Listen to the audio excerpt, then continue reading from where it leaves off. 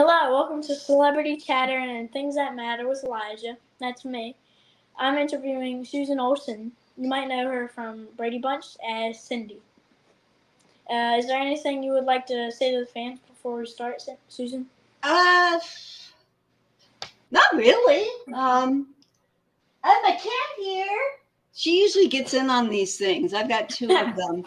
Um, they both can't understand why I'm talking to somebody and they can't see anybody, and they come up and they look around, and she's getting used to it now, though. She's just chilling on the desk chair. So Yeah, cool. It's funny. Sometimes before we start interviews, my cat, like just 2 times before this one, she hopped up onto the chair and like cuddled up on me and stuff.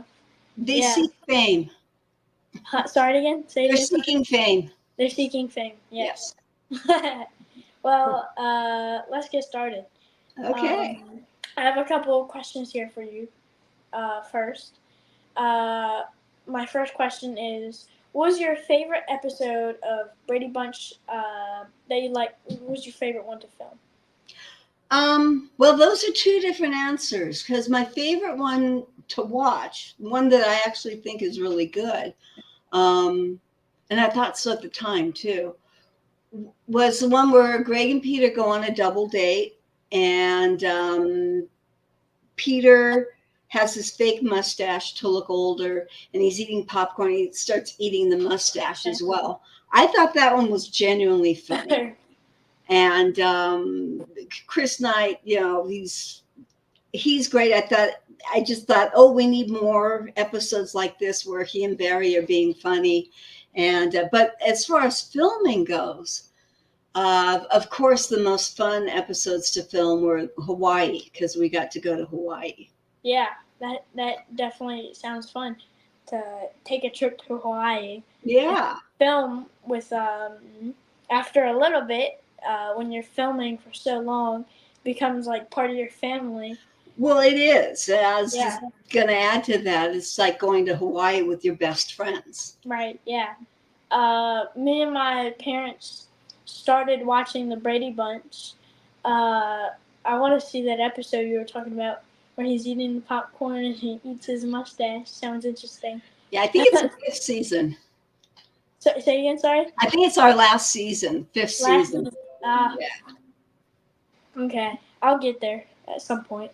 But yeah, my next question is what is the hardest part of acting just in general? I teach acting for kids. I don't pursue acting anymore as an adult, but well, I guess for me,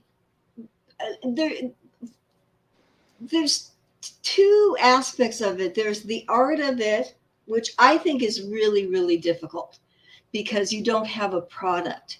You don't. It's not like if you're playing guitar.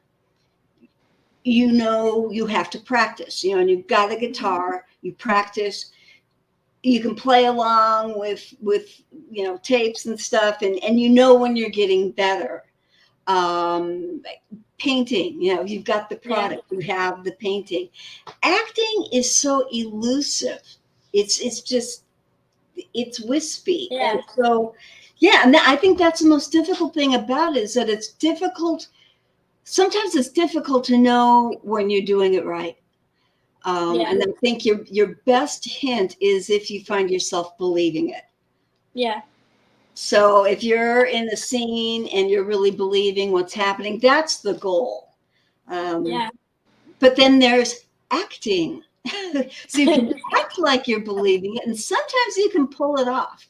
But I think the most difficult thing about acting is that it has to be genuine. Because I believe that audiences are psychic and they can tell when it's real. And I think the reason why our show was so successful is that people knew that the love that they saw amongst the family members was real. Yeah, I think that's definitely a good way to explain it. It's like it gives you a little different point of view, I feel like. And yeah, being genuine is definitely a big sign of actually doing good. Do you ever find it hard to watch yourself act? Oh, totally. Yeah. I couldn't watch myself. I can now. I can watch me as a child. Um, by the time I was in high school, um, you know, 2, 3 years after the show ended, I was able to come home from school and watch the episodes with my mother. I'm the only cast member that actually watched the show, so I'm the only one that can do trivia. But uh, when the show's on, I hated seeing myself. If I were to do something, every now and then people will ask me to act, and I don't want to see what I've done. I'll ask the director, "Is it okay?" Because I don't want to watch it, because I'm the kind of person that will only get in my way, and I'll just feel really self-conscious, and that's the last thing you want as an actor. Yeah. So I do not like watching it. In fact, when I was a kid, I used to go in the bedroom with my dad and watch Sanford and Son, which was the rival show that was on at the same time. And my mom would say, Okay. "That's terrible. You're watching the competition." Yeah, well, I think Brady Bunch was better. Actually, at the time, I thought Sanford and Son was better. But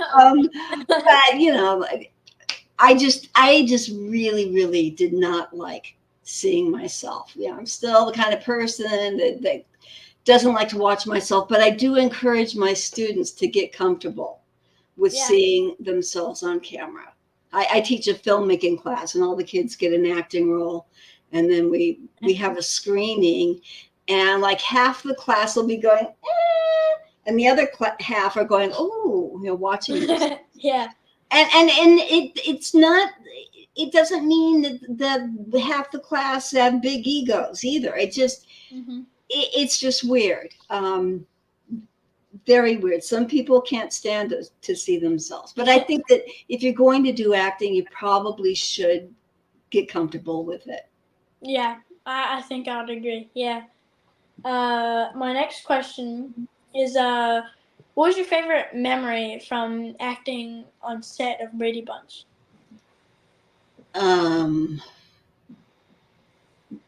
Gosh, I mean, favorite memory. Um, yeah, there were so many different scenes and things that were really fun to film. There are a lot of examples, although they've been lost. But we used to have, bloopers, outtakes. Um, Florence Henderson would do them deliberately, so that the next day, because this was on film, so it had to be developed, and the next day they would show everything that we shot during lunch, and the grown-ups would go and watch everything that had been filmed. So she would do things deliberately to make everyone laugh the next day.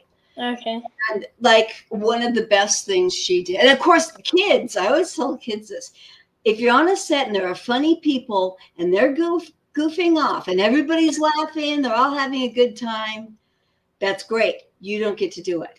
Kids can't do that. It's whole double standard, but kids don't get to do that. Really? So if the kid like messes up a take to be funny, well, you just wasted a bunch of time, and settle down, because they're afraid that you're going to misbehave. Gotcha. It makes sense, but the grown-ups can get away with it. So one of the best ones that Florence did was when we had Joe Namath on the show. He's a famous football player, and it came to the scene where he's saying goodbye to the family. He's met everybody, and so he's saying goodbye, and she threw her arms around him and like kind of jumped into his arms, and he caught her, and she said, Joe, I'm so sick of all these children. Please take me away from here. And he just carried her off. That's a fun blooper. Yeah. There was another time Bob, Robert Reed, who played the dad, he'd always walk in the door and say, "Honey, I'm home." And in this scene, he came in the door and said, "Honey, I'm home." And she took off her shoes and threw them at him and said, "Get out of here. I'm so sick and tired of you coming home." and obviously he wasn't expecting that. So he was just like, "Huh? What?" So she was fun. Yeah, some fun bloopers to look back on. I wish they survived. Somehow, whoever was keeping them safe didn't do their job because they went missing. I tried looking for them when I produced a special called Brady Bunch Home Movies, and nobody knew where they were. But they live on in here. Wow. I hope they're okay. I don't think so. I think they got out by mistake because I'm sure they would have surfaced. Yeah. My next question is, how did you get your role as Cindy? It was really just another audition. Yeah. Although my grandmother would say that there was some divine intervention. My grandmother claims that she put a blessing on all four of the kids in the family. There were four children in my family, but we were all born very far apart. There's your baby. Yeah, there's my cat. This is the first time she comes in an interview. Oh, I wish she could come here. We could have a play date. Oh, hubby. I animal rescue, so I used to do kitten rescue. Okay, that's nice. Yeah. I saved 64 different cats. Oh my! Wow. Yeah.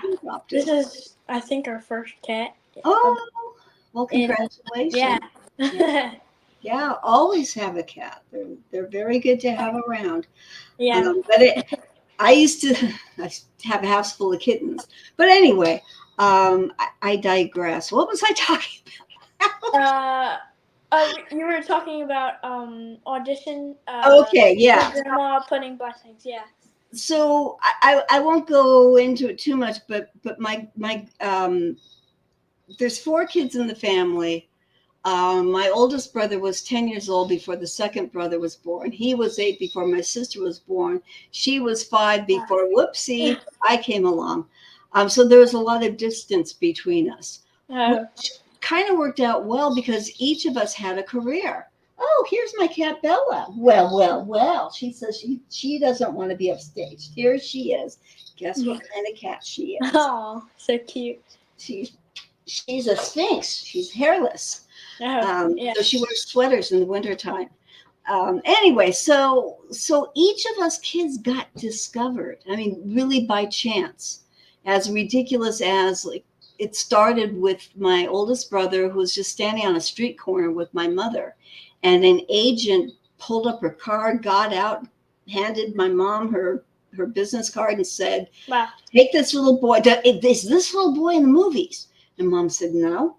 And she said, "We'll take him to Fox Studios tomorrow morning. They're looking for a little boy just like him. And I'm an agent. He should audition." Wow. Yeah. And so my mom took him. My dad said, "No way. I don't want a child of mine doing acting." And Mom said, "Oh, come on. He's not going to get it. I'd just like to see the inside of a studio." So he let her go. And of course, he walked out of the studio with the script in his arm. He got the job. Similar stories happened to all of us.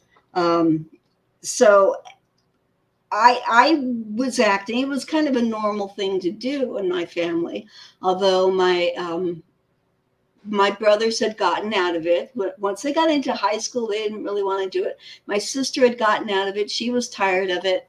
And so I was the only one that was still pursuing acting. And I did several guest spots on TV shows. And I realized when I was on a show called Julia that the two little boys on the show were series regulars, meaning they were on the show every week. Yeah. And I was like, a steady job. That's what I want. That's exactly what I want. I want to be a series regular. And my mom said, well, call up your agent and tell her that you want a series. So I did. And so, the Brady Bunch would have been just another audition, except we were on vacation at the time that the agent called. And she said, well, you might want to turn around and come back because this is for a series. Please, please, yes, let's go. So went back, and the rest is history. Yeah. Wow. So where were you going to vacation? Oh, where all children love to spend their birthdays. It was my birthday, and I was in Las Really? Vegas. Wow. So But it's Vegas was on your very birthday and different you back got it. then. Yeah, that's really nice. And so it was 3 days after my 7th birthday that I went on my first audition, which I remember very well. We had Sherwood Schwartz, the creator of the show, John Rich, who directed the first 6 episodes, and Jack Arnold, who produced, he was a producer on the show and also directed several episodes. And they all sang happy birthday to me.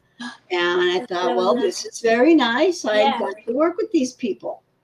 That's a nice, must have been a very happy birthday. Yeah. Well, it would have been happier if I could have read Sherwood's mind, because he claims that he knew that he wanted me to be Cindy on that first audition. However, there was still, there's other people to please. There's the networks and other muckety mucks. And it was still uncertain if they were going to have brunette mother with brunette girls and a blonde father with blonde boys, or what we ended up having. So on one of the auditions, it was all about pairing people up. So there was a set of blonde girls, and I was one of them, and there was a set of brunette girls who, wow, too bad. Yeah, that you got picked. Yep. Yeah, because they picked Florence and Robert Reed. Yeah. I realized a lot of the times in the shows, I feel like you have most of the lines than any of the other children. I feel like Really? sometimes, like I watch and I'm like you are pointed out in the intro. It says the girls with their hair gold, just like their mother, and then you had curls, and like you're pointed out a lot of the time. I feel like. Well, I think they kind of do that with the youngest. It's a good position to be in. You're like, oh, you're the cutest. But when you start getting older and you get less cute, it's really awkward. Yeah. It feels really uncomfortable. And I couldn't change my hair that much because of the stupid song. Right. And this is the same producers that created Gilligan's Island. Have you ever seen that show? No, I don't think so. Okay, well, it was another theme song that explained the whole premise of the show. Okay. And in the show, it said that everybody is about people that were castaways. They got shipwrecked, and it said that everybody was on a 3-hour tour, and yet everybody had packed. They had like steamer trunks and stuff. And I'm like, why is the song so important when the song to Gilligan's Island doesn't even make sense? Watch Gilligan's Island; you'll like it. It's pretty funny. It's not as good for you, though, as Brady Bunch is. Brady Bunch, I think, should be a staple. I think that every kid should be forced to watch it. Yeah.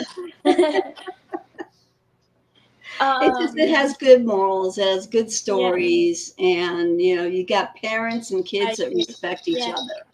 Right. Yeah. It's a good, what's it called? Good, representative.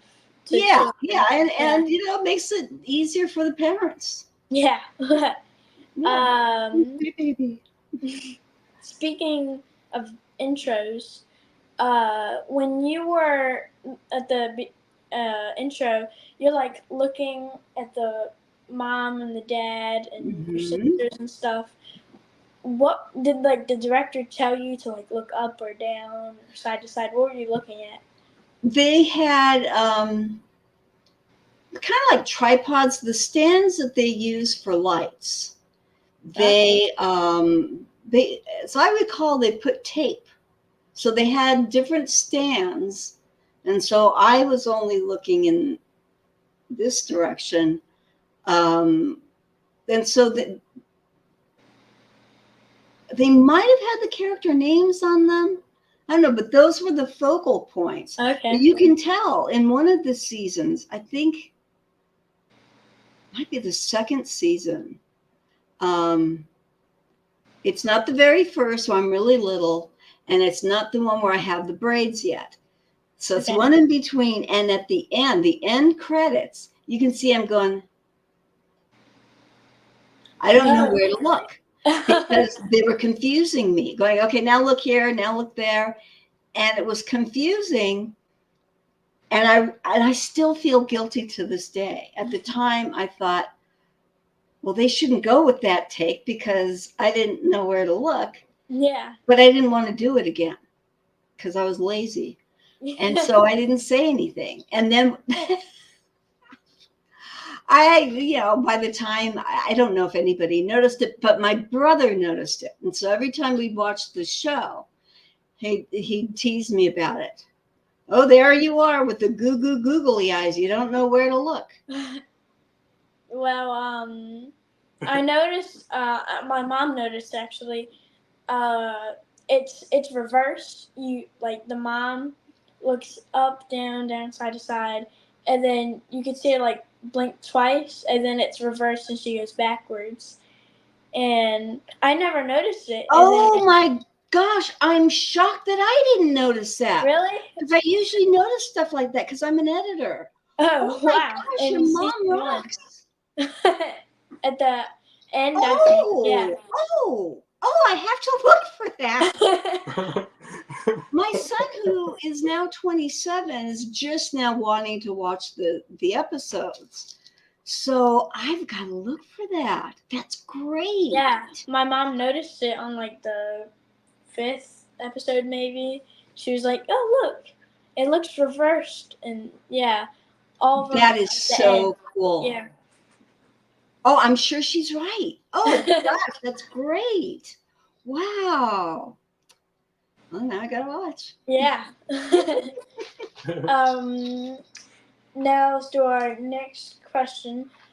What is your favorite thing about acting? Well, not much because I got out of acting. Yeah. Mostly because I don't like the business of acting. And that's, you asked what's most difficult. I'd say the most difficult thing about being an actor probably is fame. Even though I think a lot of people think it must be great. When you're a kid, it's not great.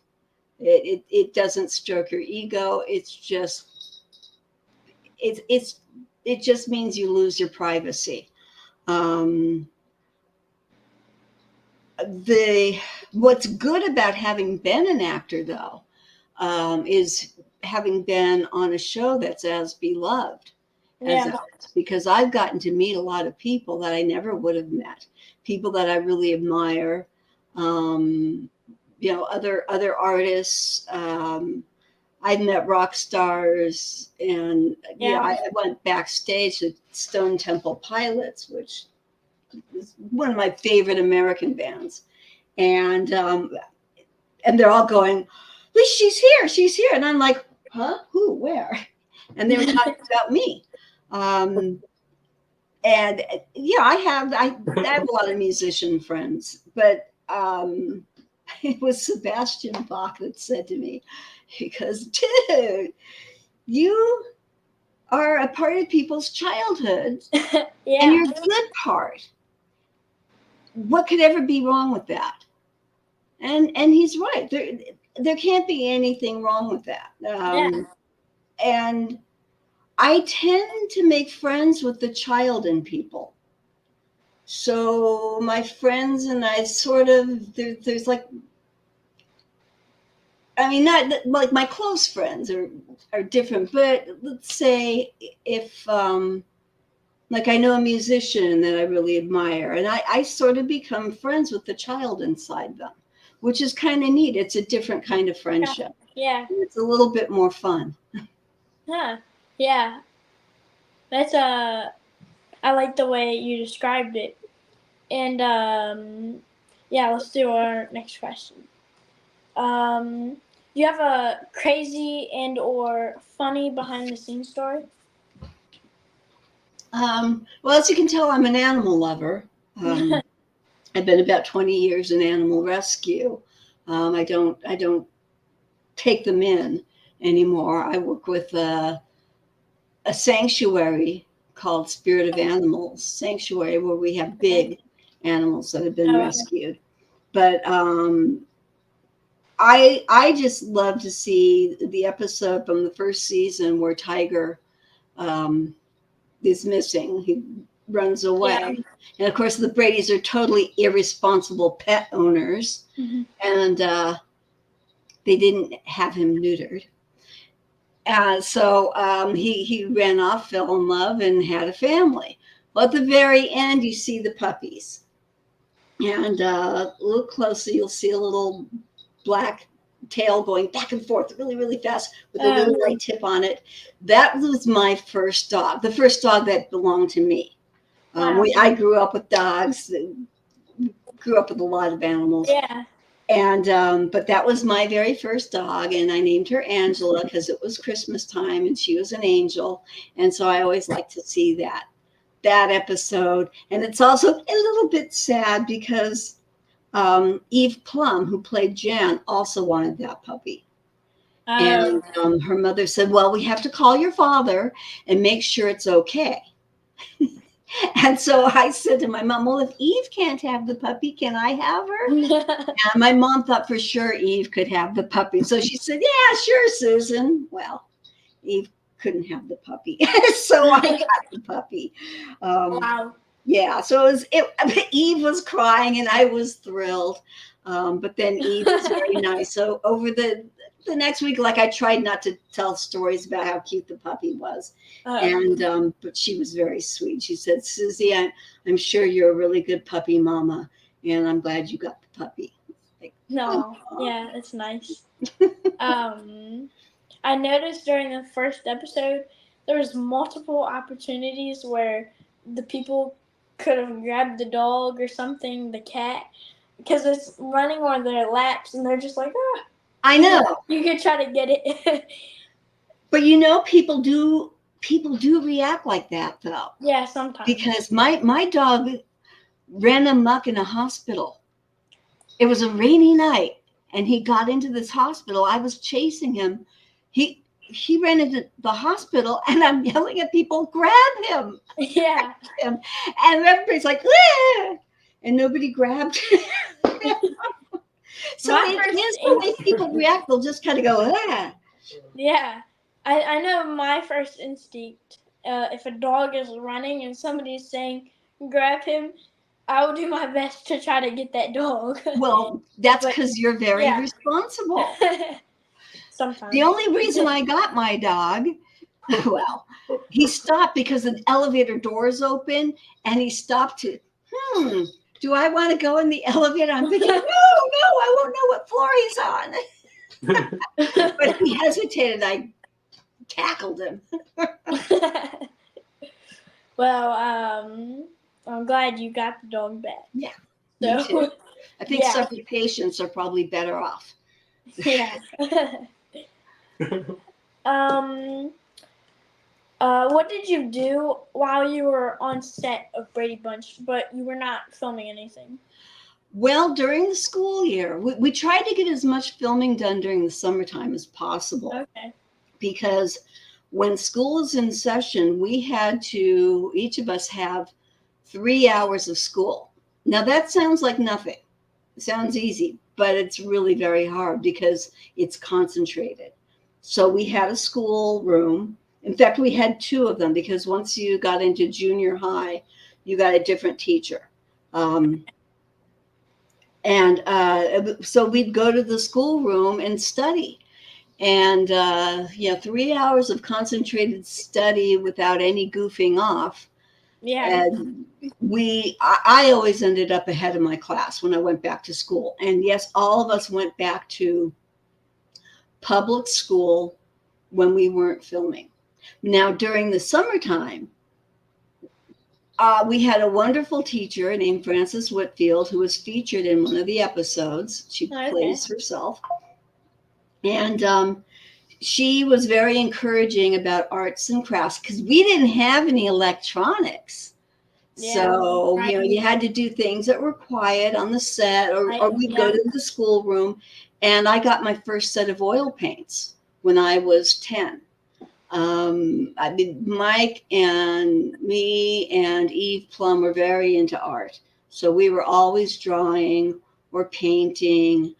I learned every needle craft there was. I learned how to knit, crochet, all kinds of things. In fact, one day I was working on what I thought was beautiful. I'm sure it was horrible. This calendar, and I was sequining, so I was sewing sequins on this calendar, and very proud of it. And we were getting ready for a scene. It was a scene in the girls' room, and so you rehearse, and then they have your stand-ins go in and stand in your place, and they light the set, and that takes about 20 minutes. So you've got some downtime. So I'm working away, and it was time for, okay, they called us back on the set, and I had sewn my project onto my pajamas. Ooh. So I was delayed, which never makes them happy, and I had to cut up all the work that I had done. And I'd been working for 20 minutes, so I did quite a bit. Okay. But we did lots of arts and crafts. In fact, Ann B. Davis, who played Alice, she got us all into needlepoint. And everybody was doing needlepoint. She got everybody a needlepointing kit, I guess, one Christmas.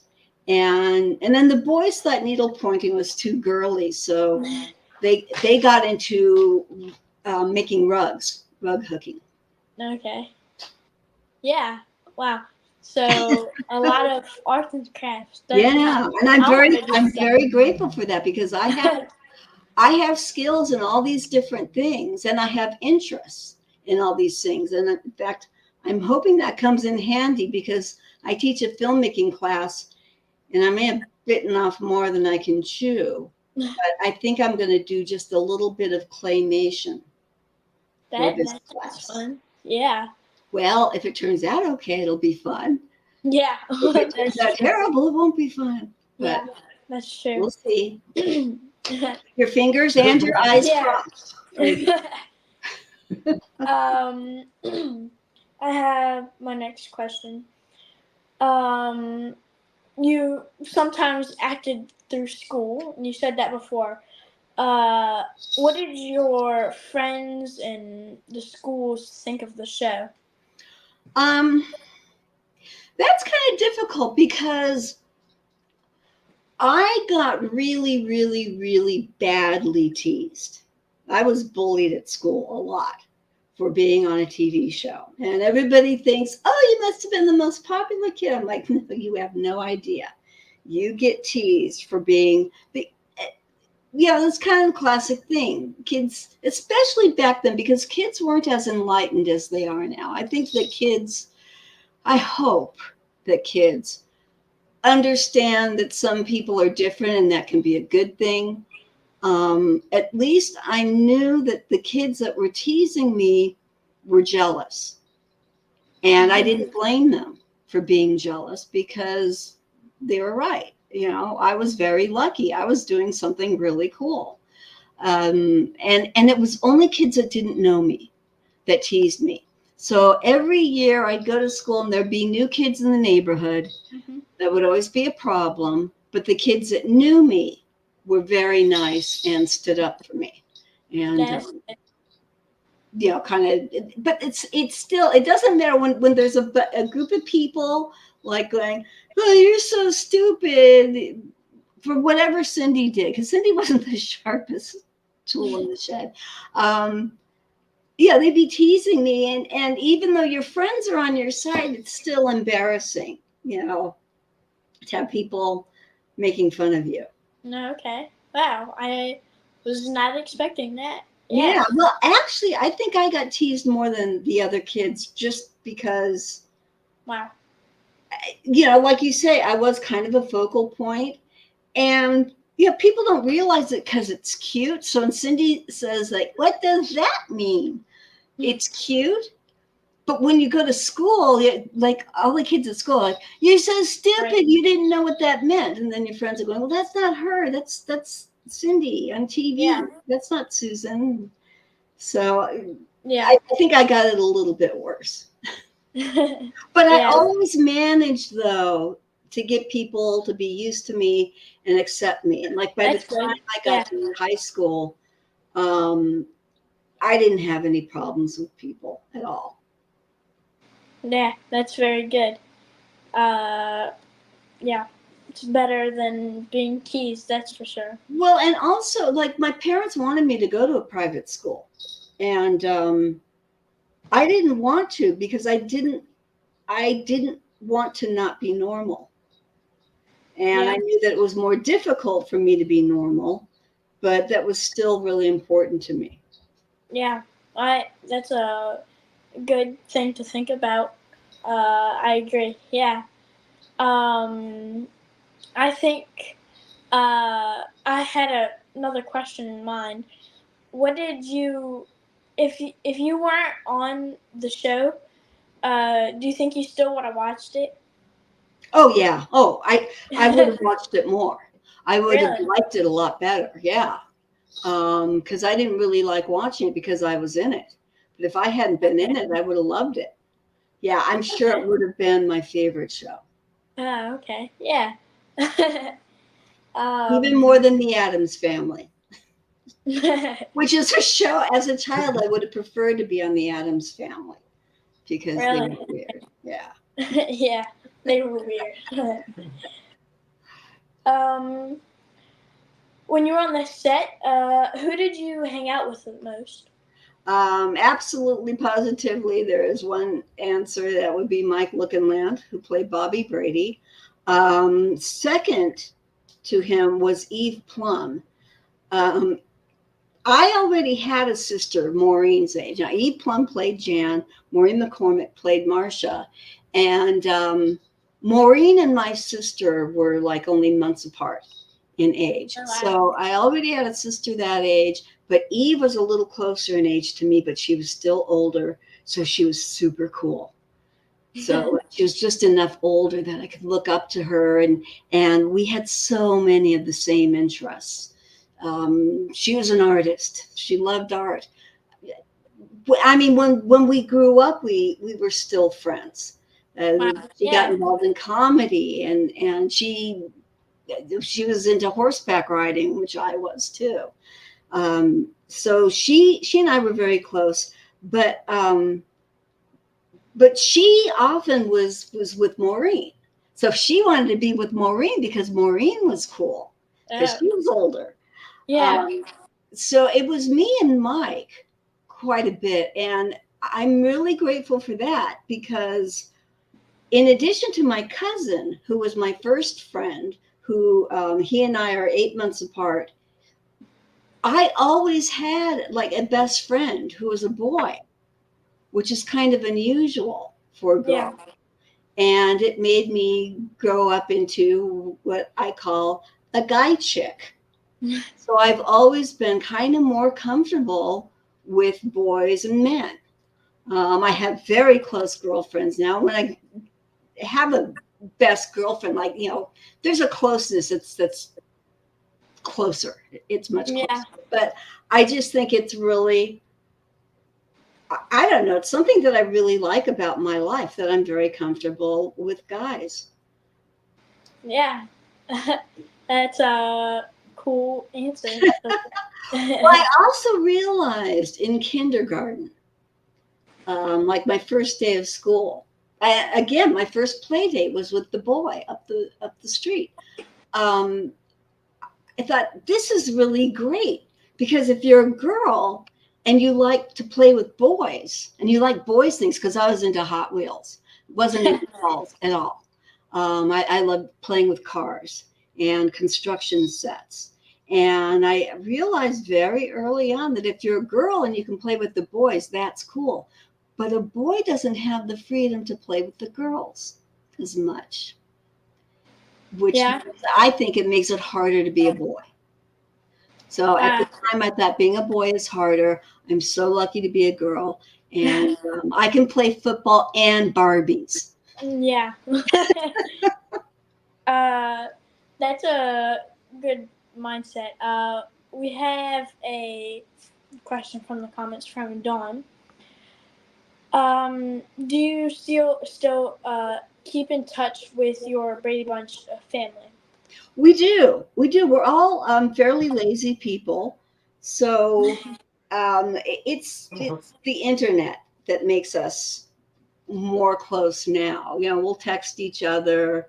Um, it's a very unique relationship because we're like family, but we're not actually related. So we all know that there's only 5 other people on the planet that will ever truly understand our childhoods, and yet we weren't raised in the same households, and we aren't genetically the same. So there's a lot of difference with us, but with like a familial bond, it's very odd, and like we don't feel compelled to send each other cards on birthdays. Now that we have texting, of course, we'll send a text. Yeah.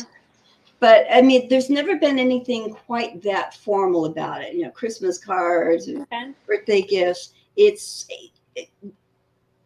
We kind of know that something's going to come along to bring us all together again. Yeah. And when that happens, we just go right back into our roles. When we were doing the HGTV show where we renovated the house, a lot of people are like, you guys, you really are like family. I think that we're kind of strange for people to observe. Yeah, like there's Mike and I. Okay, Mike, just like Bobby and Cindy, we've got our cameras out, and we're videotaping Barry Williams because he's fallen asleep at the table. And of course, if we were really like we used to be as children, and you know, we loved teasing the others, we would have posted it on social media. But we're grown up. We're not going to be that uncool. But that was really funny. Mike and I both grab our cameras. Well, that's really cool. Thanks for sharing that with us. Yeah.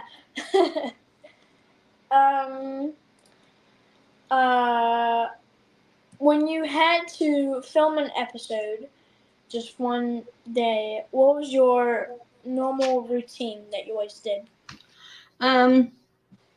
Well, once we got into like the first couple of seasons, they tried to have us shoot an episode in 3 days, which was good for the budget, but very, very difficult to do. By the time we got maybe a little bit bigger budget by the time we got into the 4th season and 5th season. Okay. And so we had a schedule where we would rehearse on Monday.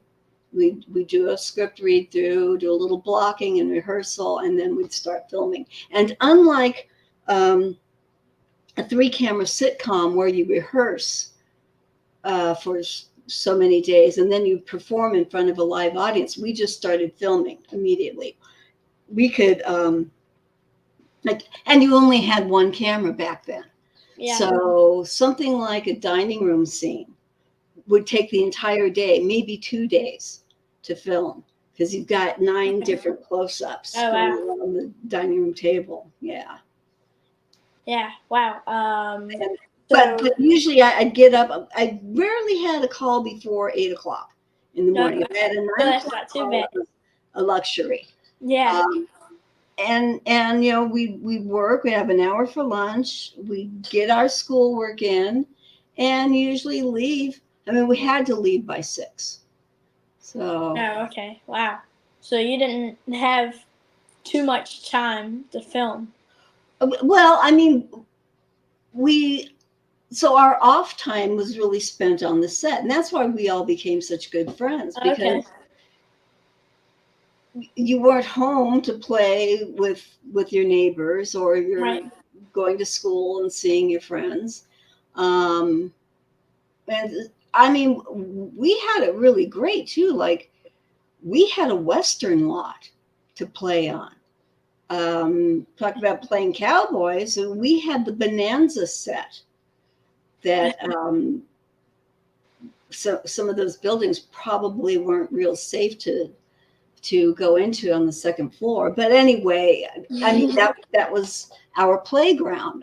The first season, we had a closed commissary, which was like a cafeteria that Okay. we'd go in and play. And we used to lock each other up in the meat lockers until our parents found out, and then they put locks on the commissary so we couldn't go in there anymore. But I mean, you just had this really cool, weird place to play. And we'd bring our roller skates, Yeah. and Mike and I would play with our Hot Wheels, and um, we'd be normal kids, really, Right. but Yeah. we were being normal on a studio. Right. It's a different life being on a Yeah, studio, and you did that a lot of your life. yeah. For 5 years, we did that, and then of course there were different incarnations of the show that all were fun in their own way. They may not have been very pleasant to watch, but I mean, like even the variety show, which was voted the fourth worst show in television history. Yeah.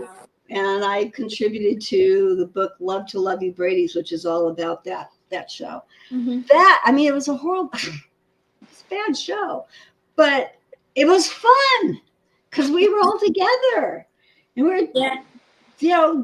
it was ridiculous. We were singing and dancing, and it was just ridiculous, but it was fun. Yeah. I bet it is fun. To hang out with lifelong friends Yeah. that you knew since the beginning. Yeah. We have another question from the comments. Also from Dawn. Looking back now as an adult, would you do the Brady Bunch all over again? Oh, absolutely. Yeah. Yeah. Yeah. I mean, if I had my life to live over, I'd be scared that I'd miss the opportunity to do it. That Yeah. was definitely a good thing. I Oh mean, there are yeah. things about it that are challenging. I think I would feel differently maybe if acting was my true passion. I mean, I love teaching it. I understand Yeah. it. But if I was really, really in love with acting, I'm sure I would think, well, I know that the show prevented me from having an acting career as an adult. There's typecasting. It's Yeah. very difficult um, to being a kid actor and become an adult actor. It's kind of rare for people to do that. And I mean, in a way, I'm lucky because I realized that while it was difficult, I went to the American Academy of Dramatic Arts, and I pursued acting to begin with. And then, it was difficult to even get in on the auditions because there were preconceived notions. The kind of roles that I wanted to do were not the kind of roles that I would be Yeah. hired to do. I wanted to play an axe murderer. And, it was always, well, we can't hire Cindy Brady to do that. Yeah.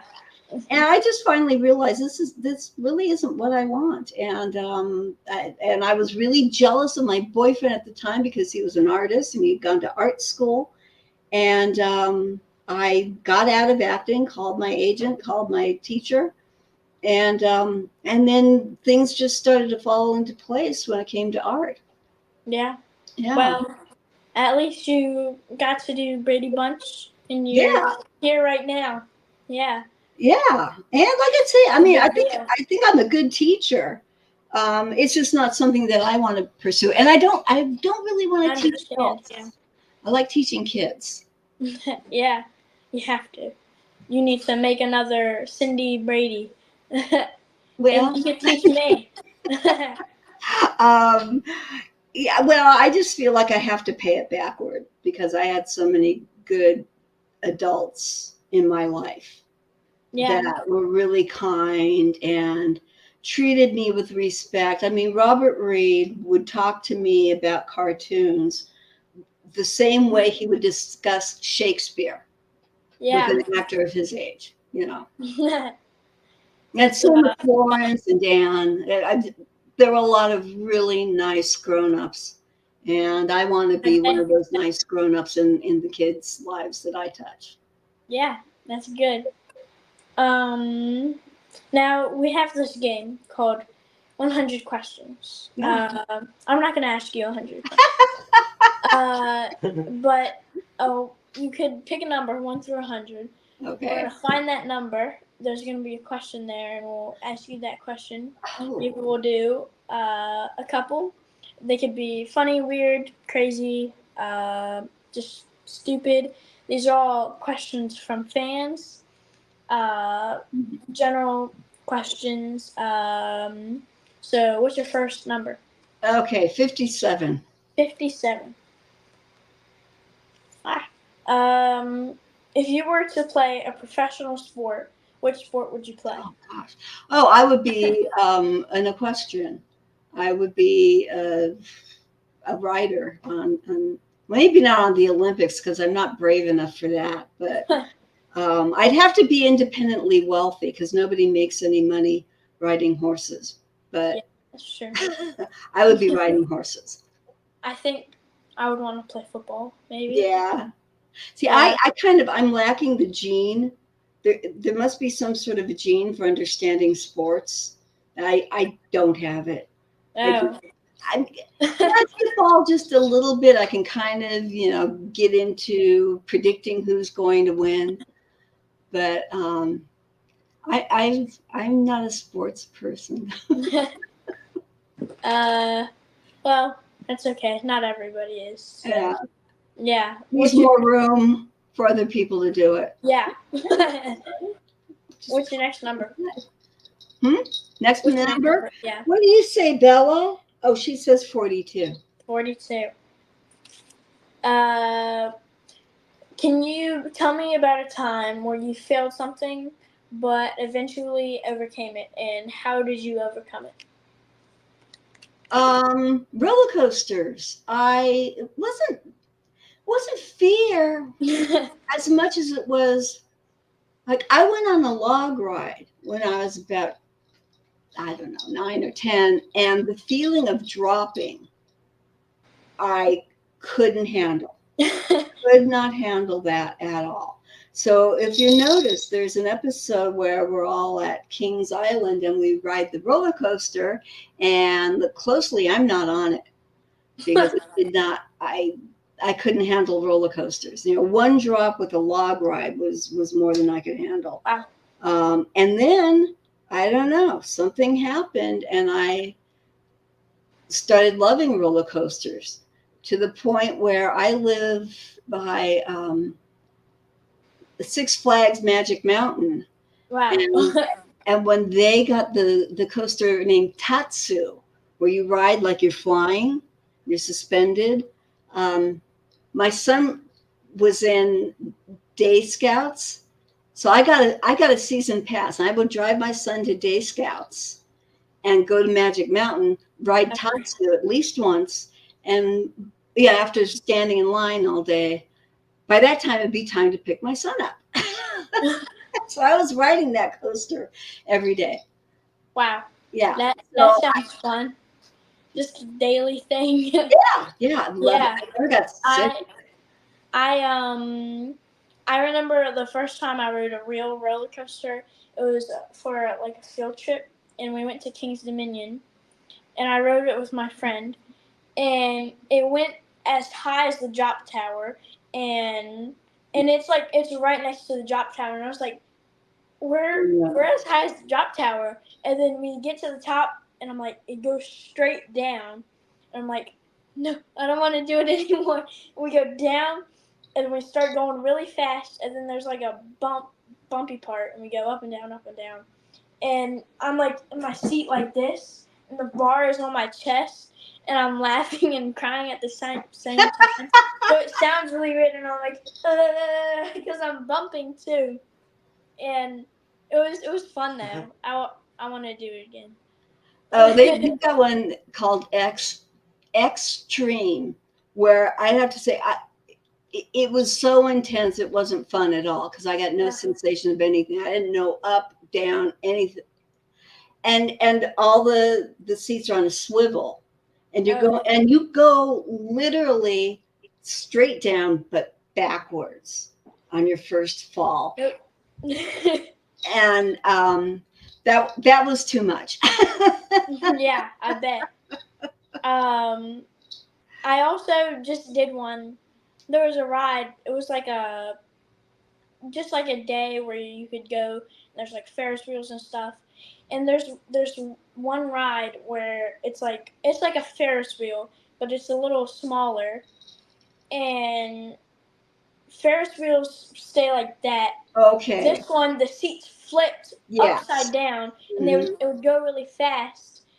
And so as you're going backwards, you're like upside down, and your legs are up, and your head's down, and it's crazy. And then you get the one that's extra greased up, and you're going. Yeah. Yeah. Yeah. It was fun though. I did it like 3 times, I think, 4 times. But I think I will do one last question from the numbers, and yeah. So what's your last number?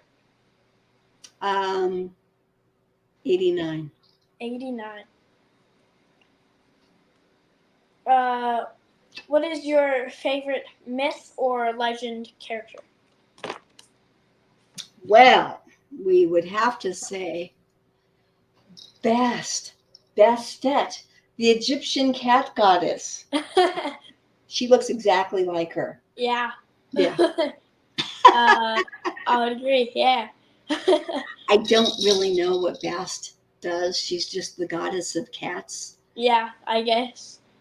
Sometimes she's depicted with a human body, but my girl looks like her. Yeah, you're right.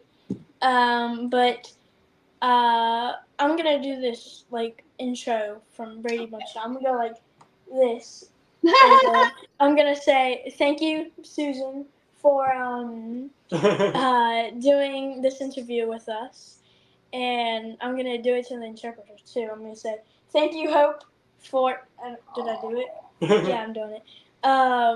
Thank you, Hope, for interpreting for the deaf community. For them to enjoy this. And again, thank you, Susan, for doing this interview with me. My pleasure. For the Brady Bunch fans, thank you so much. Yeah. Thank you.